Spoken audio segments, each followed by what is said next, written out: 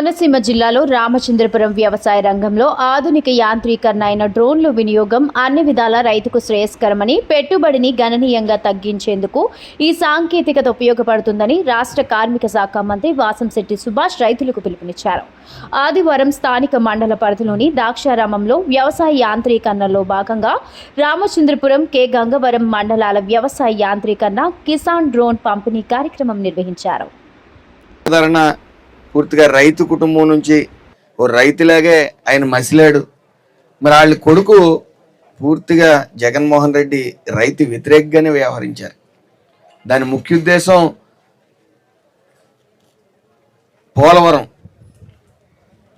పోలవరాన్ని పూర్తిగా పడుకోబెట్టారు గత 5 సంవత్సరాలు. మళ్ళీ ఈ మంచి ప్రభుత్వం వచ్చిన తర్వాత పూర్తిగా ట్రాక్ ఎక్కించి 2027 నాటికి పోలవరం ఓపెన్ చేస్తామని సగౌరవంగా మరి నారా చంద్రబాబు నాయుడు గారు చెప్పడం జరిగింది. అలాగే ఈ యొక్క వ్యవసాయ శాఖ బడ్జెట్లో సుమారు 43,403 కోట్ల రూపాయలు ఈ వ్యవసాయ బడ్జెట్లో కేటాయించడం జరిగింది. విత్తనాల పంపిణీ కోసం సుమారు 240 కోట్లు కేటాయిస్తే వ్యవసాయ యాంత్రీకరణ కోసం 187 కోట్లు, అలాగే అన్నదాత సుఖీభావ కోసం 4,500 కోట్లు కూడా కేటాయించడం జరిగింది. ఇలా చెప్పుకుంటూ పోతే ఓ విజనరీ ఉన్న నాయకుడు ప్రతి శాఖకి, ప్రతి వ్యవస్థకి అవసరం. జగన్మోహన్ రెడ్డి ఏ రోజు ప్రజల మధ్య లేడు, ఏ రోజు రైతుల సమస్య తెలుసుకోవడానికి కూడా ప్రయత్నించలేదు. మరి గత ప్రభుత్వంలో బస్తా మీద 4-5 నెలలు పట్టేది అమౌంట్ ఇవ్వడానికి. మరి ఈ ప్రభుత్వం, ఈ మంచి ప్రభుత్వం బస్తా మీద డబ్బులు ఇచ్చి వెంటనే డబ్బులు ఇచ్చే ప్రభుత్వం ఈ మంచి ప్రభుత్వం. 2 గంటల్లో కూడా పడిన వైను ఈ ప్రభుత్వం వచ్చిన తర్వాత రైతులకి అప్పుల బారిన పడకుండా నియంత్రించడానికి ఈ ప్రభుత్వం నిరంతరం ఈ రైతు పక్షపాతిగా వ్యవహరిస్తూ ఉంది. అలాగే ఈ డ్రోన్ల విషయం తీసుకునేటప్పటికి సుమారు రాష్ట్రంలో 875 డ్రోన్లు కేటాయిస్తే అందులో మన రామచంద్రపురం నియోజకవర్గం వచ్చేటప్పటికి రూరల్ మండలం కానీ, అలాగే కె గంగవరం కానీ 7 డ్రోన్లు, అలాగే కాజులూరు మండలానికి సంబంధించి 1 డ్రోను, సుమారు 8 డ్రోన్లు మనకు కేటాయించడం జరిగింది. ఈ డ్రోన్ల విషయంలో ఒక పైలట్, కన్వీనరు, కో కన్వీనర్ లాగా 5 టీం ఉండటం జరుగుతుంది.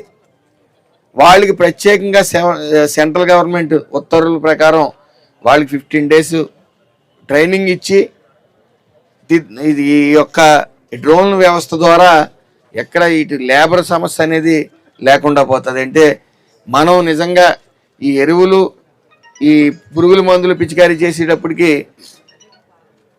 అవి లేబర్ ద్వారా అయితే ఎంత శాతం పడుతుంది మొక్కల మీద, ఎంత శాతం మనం దాన్ని కాపాడగలుగుతాం పురుగుల నుంచి, ఈ వ్యవసాయాన్ని అనేది మనం చెప్పలేం. కానీ డ్రోన్తో అయితే ప్రతి చుక్క విలువగా ఇంచుమించు సుమారు ఎకరానికి 10 నిమిషాల్లో పూర్తి చేసే ప్రక్రియ ఈ డ్రోన్ల ద్వారా జరుగుతుంది.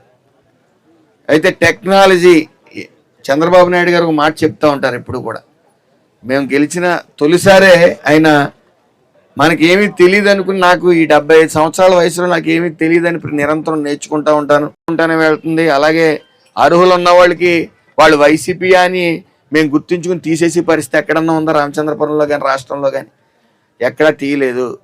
అర్హత ఉంటే వాళ్ళు ఏ పార్టీ అయినా సరే, వాళ్ళు అర్హత లేని వాళ్ళు, వాళ్ళ అర్హత దివ్యాంగులు ఇవే చూడటం తప్ప మళ్ళీ ఆడు వైసీపీయా, ఆడు మన కాంగ్రెసా, మన వ్యతిరేక పార్టీయా, నాకు వ్యతిరేకం చేశాడా అనేది ఈ ప్రభుత్వం ఎక్కడ ఒప్పుకోదు. అర్హులందరికీ ఇవ్వాలనే ముఖ్య ఉద్దేశంతో ప్రతి అడుగు వేస్తూ ఉంది.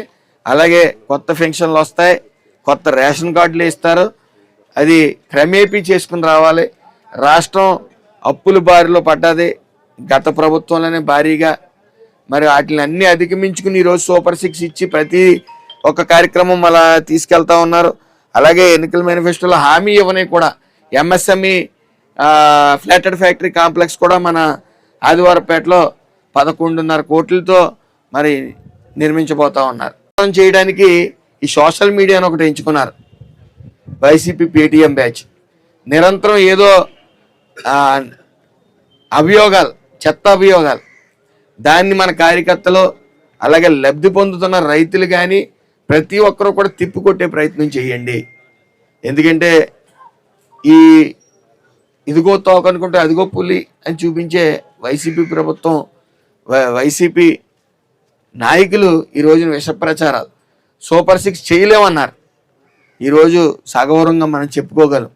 పిల్లలు ఎంతమంది ఉంటే అంతమందికి 15,000 తల్లికి వందనం ఇస్తా ఉన్నాం, ఇచ్చాం. ఒకటి గుర్తించండి, గత ప్రభుత్వంలో కొత్త రేషన్ కార్డులు కానీ కొత్త పెన్షన్లు కానీ ఇవ్వడం జరగల, ఈ ప్రభుత్వంలో ఇచ్చాం.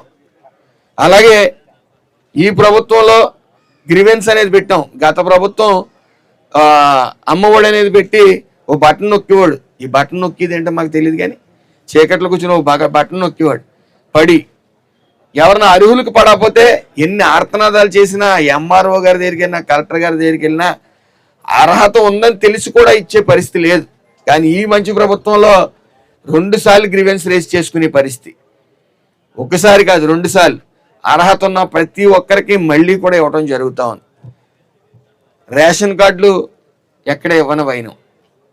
ఈరోజు దివ్యాంగులు పెన్షన్లు తీసేసామని 3 లక్షలు తీసేసామని గోల పెడతా ఉన్నారు. కేవలం రాష్ట్రంలో 80,000 మాత్రమే ఆ పెన్షన్లు తీయడం జరిగింది. దానికి కూడా మళ్ళీ గ్రీవెన్స్ పెట్టాం. ఆ గ్రీవెన్స్లో రేజ్ చేసుకుని అక్కడ ఏమైనా తేడా ఉండి మళ్ళీ వాళ్ళు అర్హులే అయితే 100% తీసుకోవడం జరుగుతుంది. ఇందులో ఏ విధమైన సందేహం లేదు. అన్నీ కాపాడుకోవాల్సిన బాధ్యత ప్రతి ఒక్కరికి ఉందని మేము తెలియజేసుకుంటూ, ఏదైతే విష ప్రచారం చేస్తున్నారో అది తిప్పికొట్టే ప్రయత్నం, నిజాన్ని నిర్భయంగా చెప్పే ప్రయత్నం మీ అందరూ చేయాలని కోరుకుంటూ అందరికీ నమస్కారం.